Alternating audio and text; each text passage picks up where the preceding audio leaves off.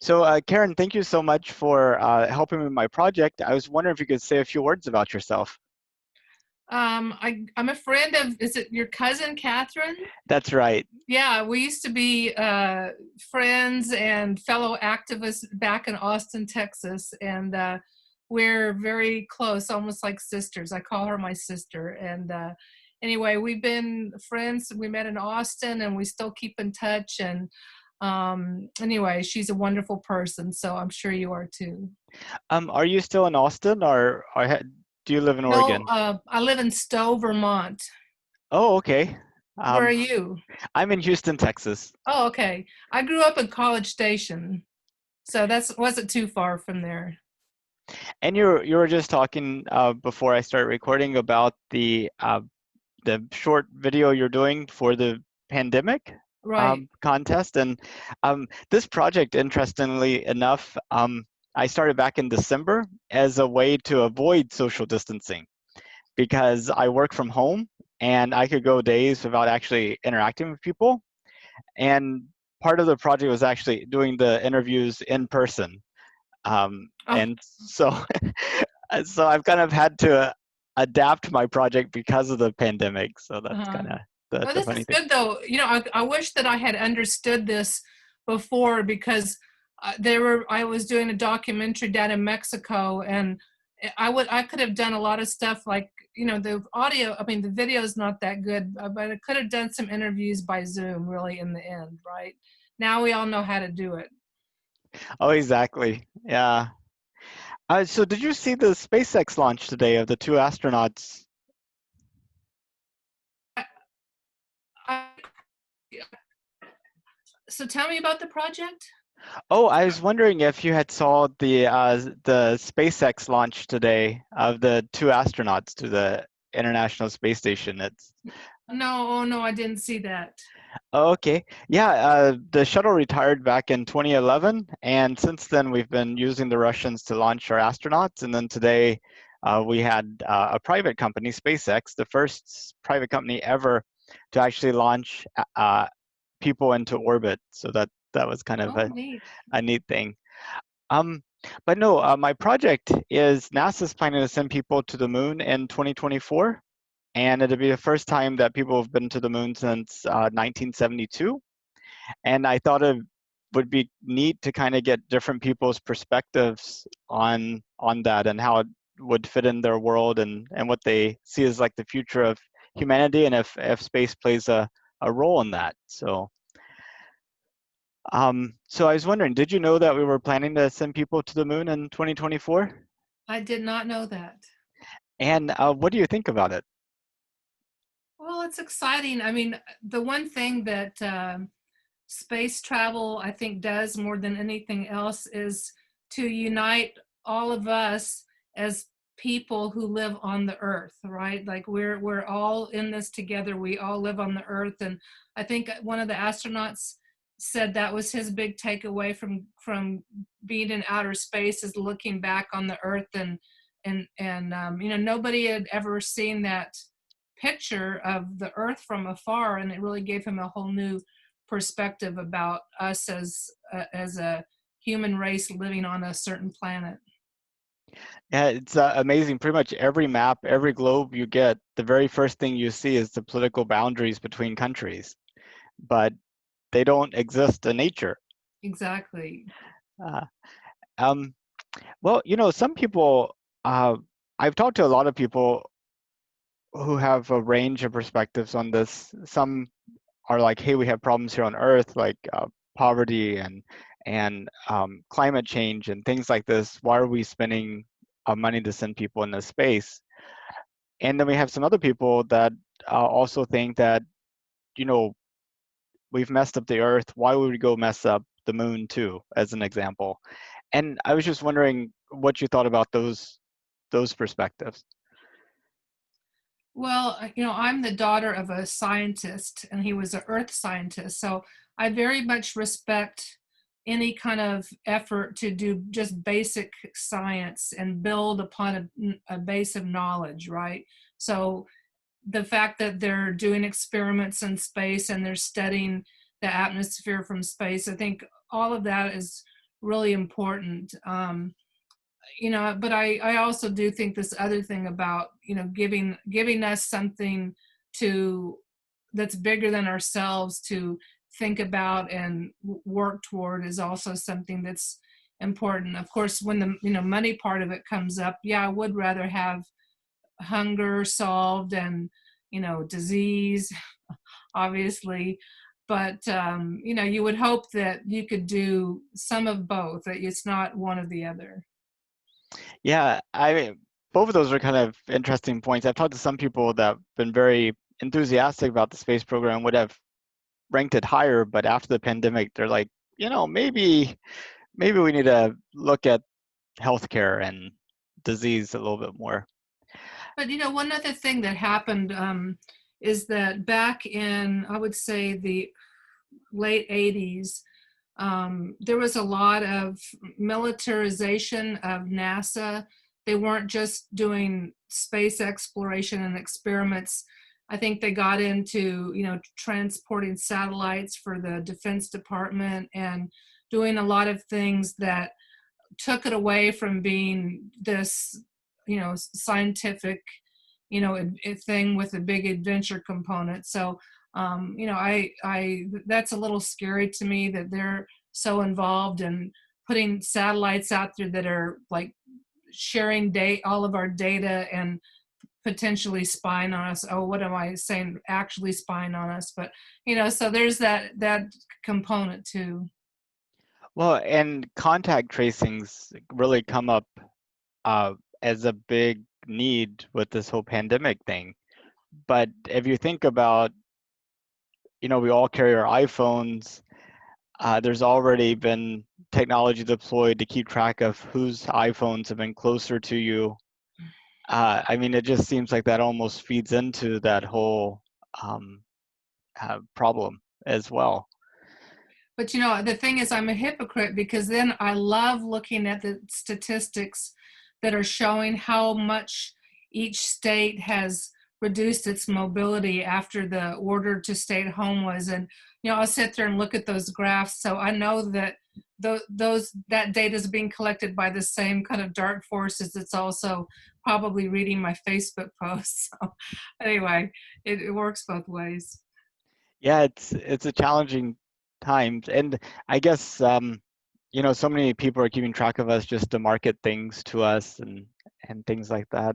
Um, but did you know Jeff Bezos, the founder of Amazon, has a space company?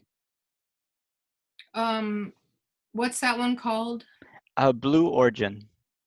Yeah, I mean, I knew about Virgin Galactic, right, by Richard Branson, but I didn't know about the Bezos one. He Yeah, might as well. He's got more money than anybody in the world. Of course, he's going to have space toys. indeed. Yeah, I mean their funding model is he sells $1 billion a year of Amazon stock, and that funds the company.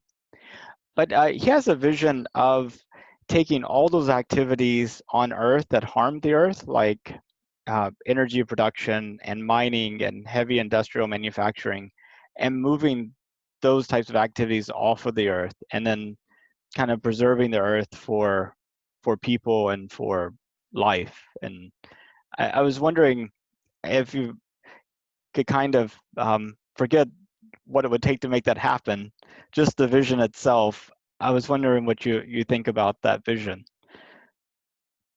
Well, I mean, as long as it didn't wreck the other place he was taking it, right? I mean, I mean, we do not want to wreck the Earth, but they're also, I mean, if you're taking a bunch of dirty, heavy technologies up in space versus if you couldn't do that, then it would force you eventually to adapt cleaner technology here that was more sustainable. So, as long as those kind of efforts didn't take away from the efforts here, I guess I would say that would be great. I don't know any more specifics, but now you've piqued my interest. Well, it's not a project that he's particularly talked about, but other people in the space community have, and that's space-based solar power. The idea that you create these huge satellites of solar arrays, and they would have continuous sunlight 24/7 and be able to beam the power down to Earth. then you don't have to burn coal or oil. Um, I mean, if we could do that, it seems like that would help to take a lot of the burden off of the Earth. Yeah, that sounds good. As long as the beam doesn't like accidentally, get misdirected and wipe out a city or something. That sounds good. Our fry birds that just happen to be flying over the collection point, right? So Yeah. yeah, that's important. And Elon Musk, he has a space company, SpaceX. Maybe you're familiar with that. His vision is a little different about creating a city on Mars as sort of a hedge against something happening to humanity or life on Earth. And I was wondering what you thought about that, what your reactions would be. Well, I mean, again, if you've got the money to build an escape room that's in outer space in case something happens to Earth, why not? They've got all the money in the world to do that. Whether if I had the choice to like leave Earth and raise my family, in outer space, or whether just to stay here and just say, okay, we're done. I don't know what I would do. I'd probably just say, okay, we don't deserve to live on this planet anymore, and I'll go down with the ship. Just end it, right? Well, Kind of and like now, kind of like right now. We've got a pandemic, we've got riots, we've got a horrible president. It's like sometimes I just want to, I feel guilty about having children and having them alive in this very stressful. Stop procreating. So there's really no need to have alternative cities. We'll just end it right here. well, and I mean, the idea of space being somehow safer than the Earth or being a good place for population, I have difficulty seeing that working from a technological standpoint because whatever you would do in space, just do that same thing on Earth. I mean, um, like Mars is uninhabitable without like domed cities, and you could create domed cities on Earth even if it got bad, and it'd be easier to do that. Right. And what was that movie with Matt Damon when he was living up there and Oh, The um, Martian? yeah, The Martian. I mean, we could just be like him, but on Earth he had all of this. He used his uh, excrement for fertilizing things, and they had a greenhouse. Yeah, you could do all that stuff here.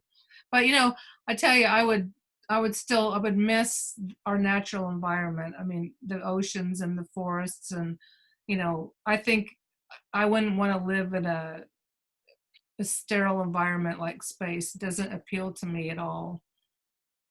Yeah. Um, but I guess if you look into the future of humanity, like 500 years from now, do you think humanity is only on the Earth, or do you think there may be some other people um, who either because of they want to, or they felt the need to, or the economic opportunities were there, actually moved to the moon and to Mars and to other places? You know, I don't know. I really don't know like what you're asking. First of all, I have to accept that the technology would exist and that somebody would have the resources to make it happen. But could it happen in 500 years? Yeah, I mean, I'm sure there's things that I can't imagine, just like my grandmother couldn't imagine the internet or, whatever. So, I guess I should keep an open mind, but I won't be here to see it. So it doesn't really, I don't really think about it. But your children's might. I'm not Yeah. sure how many children's we have to go through to get there, but Yeah. Yeah, that's true. Well, like I said, I'm feeling guilty about having two kids that are suffering right now with job uncertainty and riots and having to social isolate and all this kind of stuff. So I don't know if my children will have kids. I'm neutral on it just because I think it's, it's a really tough time. The Earth's under stress, and the less people can populate, the less stress it'll be under. So everybody has to make that decision for themselves, whether to, to create a replacement for themselves. But even during World War II, I think people had children, and it's hard to That's because imagine they didn't have birth control. That's the it. thing. Now we have a choice. I'm sorry to interrupt you. I'm No, being no, really it's good. obnoxious, but no. I mean, but that's the thing. You're like, yeah, what they still, but it's totally different now. People have a choice. People can stop it. They can. Women can say no, we're not doing this, and couples. I think a lot of millennials will be childless. Because by choice. Yeah, it's interesting. I heard one of my friends remark that the reason this person had such a big family was because grandpa didn't have cable. Uh, so they also didn't have cable during World War II too. So that no birth control, no cable. Um, um, yeah. Well, I mean, what would it take for us to have a better world for our children? One where you did feel comfortable them living in too. I mean, like, what's the steps to creating that world? Well, people would have to be satisfied with a lot lower level of material wealth and live much more lightly on the land. So, you know, just like we're staying at home and we're not polluting with our cars as much as we normally do. I mean, it would have to be some kind of a world where everybody accepted that we would stop doing a lot of the things we were doing. I don't know, besides a continuous pandemic, what might create that. I really don't. Well, there's some. I mean, there are partial solutions, but I mean, like the electric car, for example, it seems like that's becoming a lot more viable than it used to with Tesla and kind of some of the changes you've seen there. Yeah, we Um, have a Tesla and I have an electric bike. So every time you buy, like, make a major purchase, you want to, push it in a step in the right direction. So we're trying really hard. But my husband drives his Tesla too fast, so I'm always hitting him and complaining about how fast he's going. But other than that, yeah, it's good because at least you feel like every time you get in the car, you're not impacting the environment. and that's a good point. Electric cars had the thought that they were underperforming, but with like the Tesla, you have to worry about going too fast and overperforming. And with electric car, you can use solar, wind, oil, coal, nuclear, hydroelectric to produce electricity for it. That's kind of Yeah, like, so we get all of our electricity in Vermont from sustainable sources, mostly hydro from Quebec. And then we have our car that charges off of the electrical grid and the bike. So, we've managed some, step in that direction. But but then of course we use fuel to heat our house all winter. So it's not really helping. And we used to jump on a plane whenever we felt like it. So that wasn't good for the environment.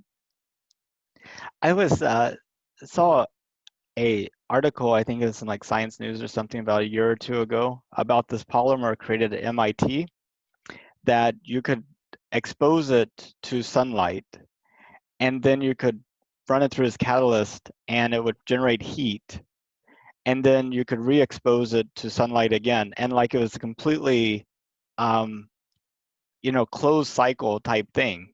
I mean, in terms of like heating your house, if you have something like that you could like during the summer months and during the daytime kind of store this liquid and then use it to make heat during the winter, it seems like that might be promising. I'm sure everybody in Vermont would love that because it's not like you could do solar here. It's we have a lot of heating going on when it's minus 25 outside during the winter. I lived in New Hampshire for 1 year, and after the winter, I came right back to Texas. So uh, it's I think you may have a lot more Martian in you than you realize, being able to Well, put up. yeah, it's actually true with this self-isolating. It's kind of just like what we do anyway during the winter. It's too cold. You just don't go out, and you stay at home and you read books and hang out and watch TV, and we work at home. So yeah, in a lot of ways, we probably could do okay on Mars, except for I really like the only way I could live here is to be out in nature. So I think people underestimate how restorative the beauty of the earth is and natural things. I mean, to watch wildlife. I mean, there's no wildlife in Mars as far as I know, you know. But just to have like the robins making their nest, or a woodchuck in the backyard, or whatever. I mean, where you wouldn't have any of that, and maybe you could recreate it on big screens up there, the oceans and the waves crashing, but really there's no sound, and there's no birds chirping, there's no waves, and there's no deep like colors like of the ocean or trees or grass. I don't know. I personally, that just like I said, wouldn't appeal to me. But you know what? There are a lot of people who live in ugly places in the United States. It might be an upgrade for them. I don't know. That that's an interesting point. But uh, at the Houston Zoo, they have this building that you can walk into, and they have the birds just flying around on it, and it's kind of like a little tropical place. And then in Galveston, we have the tropical rainforest Oh yeah, pyramid. yeah. So I could imagine Oh yeah, facilities I've like been there. Oh yeah, yeah. You're right. Yeah, yeah. Yeah, okay, that's good point. Good point. so not completely out in the open, but also you don't have to completely is I mean you get it in kind of like a small place, like a Japanese garden type of Yeah, situation. So yeah. I think I'm a little claustrophobic, so that's probably really the reason all of these enclosed spaces, like just the thought of them kind of freaks me out. well, if it was safe and affordable, would you have any interest in taking a trip to space, like maybe just to orbit for yeah, an experience free fall and see the Earth from above, or maybe a week-long trip to the moon or something like that? I don't really like a lot of G forces on my body. I don't really like, again, when my husband drives his Tesla, I don't like that feeling of like getting thrown back in the chair. So I can't imagine that would appeal to me, the trip itself. I mean, the excitement of being someplace new would be good, but I don't think that's going to be my thing.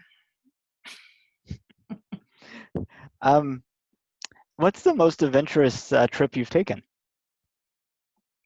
I've traveled a lot, and I've done things like gone swimming in underground caves in Belize, or where it's pitch black and you've got a helmet on when and you're swimming through rocks and stuff. I mean, so that's kind of adventure. So that's like an underground adventure, and hiking the Alps in New Zealand. Just very active trips like that. So those are the kind of things, both of those are, you're out in nature, and it's very, tactile. You're, pushing against the ground and gravity, or you're, swimming and pulling yourself through rocks. So I kind of like those kind of trips with, adventure. I mean, I've also been in dangerous situations with, very unsafe places with a lot of criminal activity or gangs, and I've gone anyway. So I mean, that's another kind of adventure, but not like a natural adventure. I those sound way more scarier to me. So uh, I think it's about risk that you understand and are familiar with versus maybe a risk that you don't, or maybe just personal preference. Like I am scared of heights. I cannot handle being like next to the rail of a tall building, like on top. Yeah.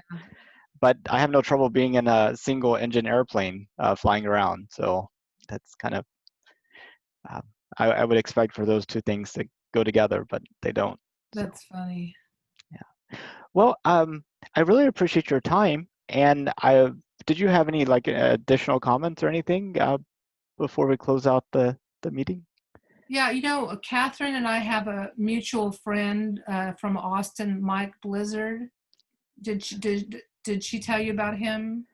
Uh, He n- no, I don't Okay, think well, so. he grew up in Brenham, I think, but I was just going to tell you he's working on a film right now um, about space travel in the 60s or 70s and collecting a whole bunch of archival material from people that were sitting there watching the moon landings and all that. So I don't know exactly what your end goal is, but he might be a good connection if are you trying to do a film or what is it that you're doing exactly? Um, so I don't really have a particular end goal in mind.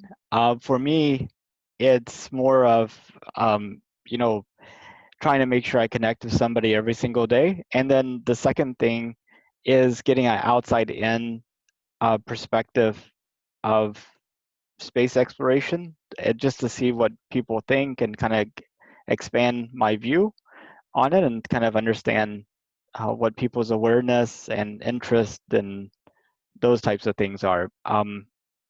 But I mean, I also see it as being sort of like a time capsule. And let's say in 2050, Oh yeah. we actually do have a city on Mars, and we do have, um, people on the moon and people traveling in space regularly, and the people stepping on the moon in 2024 is seen as being like sort of the big milestone that led to all that. Then this would be sort of like 1,840 snapshots of what people were thinking and feeling and I knew about during that time. Oh, So that's really interesting.